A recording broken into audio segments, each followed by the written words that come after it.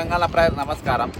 మనం ఉన్నది ఇప్పుడు రంగారెడ్డి జిల్లా రాజేంద్ర నగర్ నియోజకవర్గం శంషాబాద్ మండలం కొత్వాడిగూడ గ్రామంలో ఉన్నాము.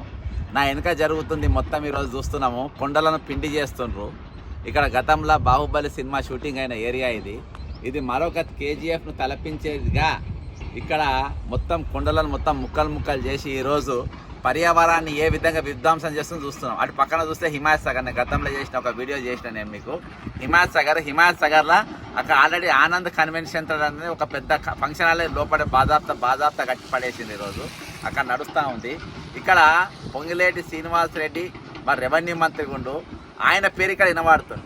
మరి అది ఆయన పేరు మీద ఉందా, ఆయన బంధువుల పేరు మీద ఉందా, ఆయన బినామీల పేరు మీద ఎవరి మీద పేరు ఉందో నాకు తెలియదు. అది పొంగిలేటి గారు మాట్లాడితేనే చాలా బాగుంటుంది. ఇక్కడికి వచ్చి ఈరోజు అధికారం ఇచ్చింది, ఈరోజు మీకు మన పవర్ ఇచ్చింది. ఈరోజు ఈ విధంగా గత ప్రభుత్వం చేసిన విధ్వంసం మేము కూడా చేస్తాము అని అనడానికి ఇది దేనికోసం చేస్తుంది.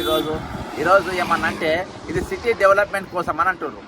సిటీ డెవలప్మెంట్ కోసం మేము కొంతమందికి ఇస్తున్నామంటారు. పేరు సిటీ డెవలప్మెంట్, కానీ సిటీ డెవలప్మెంట్ కాదు. ఈరోజు మంత్రుల డెవలప్మెంట్, వాళ్ళ కుటుంబాల డెవలప్మెంట్, వాళ్ళ పైసల డెవలప్మెంట్, వాటి కోసం దీని వెనుకనే మాజీ ఎంపీ రంజిత్ రెడ్డిది కూడా వెనక సైడ్ ఉన్నది. వాళ్ళది కొన్ని రోజుల వరకు ఉందంట. ఇక్కడ మాత్రము కంప్లీట్గా విధ్వంసం చేసే విధంగా ఈరోజు ఇక్కడ కొనసాగుతూ ఉంది. మరి ఈరోజు నేను ఒకటే చెప్తా ఉన్నా, ఇక్కడ పొంగిలేటి శ్రీనివాసరెడ్డి గారు మీరు మంత్రి పదవి తీసుకున్నారు. మీరు ప్రభుత్వ భూములను కాపాడనిక, వాటి విధ్వంసం చేయనిక. ఈరోజు మీరు దేనికోసం ఉన్నారు, ఏం చేయనిక అని చెప్పి మీరు మంత్రి పదవి తీసుకున్నారు. ఇవాళ ఇక్కడ జరుగుతున్న వీటన్నిటికి పర్మిషన్లు ఉన్నాయా, ఉంటే వీటికి పర్మిషన్ ఏ విధంగా ఇచ్చారు అనేది మీరు మాట్లాడాల్సిన అవసరం ఉంది. ఈరోజు మీరు ధనార్జన ధ్యేయంగా పెట్టుకున్నారు, ఒక ఉద్యమంగా పెట్టుకున్నారు.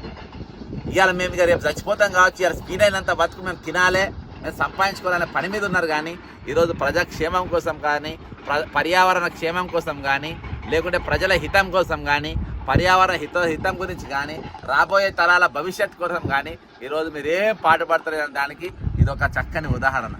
ఇక ముందుకు మనం తీసుకుపోతాం. కొంచెము మీరు లోపల ఇంకా ఆ కేజీఎఫ్ సినిమా ఎట్లా నడిపిస్తుందో పొంగిలేటి శ్రీనివాసరెడ్డి గారు చూద్దాం. పొంగిలేటి శ్రీనివాస్ గారు దీని మీద క్లారిఫై చేయాల్సిన అవసరం మీ పైన ఉన్నది. ఏ విధంగా పిండి చేస్తుండ్రో, పెద్ద యంత్రాల కింద నలిగి ముక్కలుగా అయిపోయి ఏ విధంగా గుట్టలను ఏ విధంగా సర్వనాశనం చేసుకోవడం.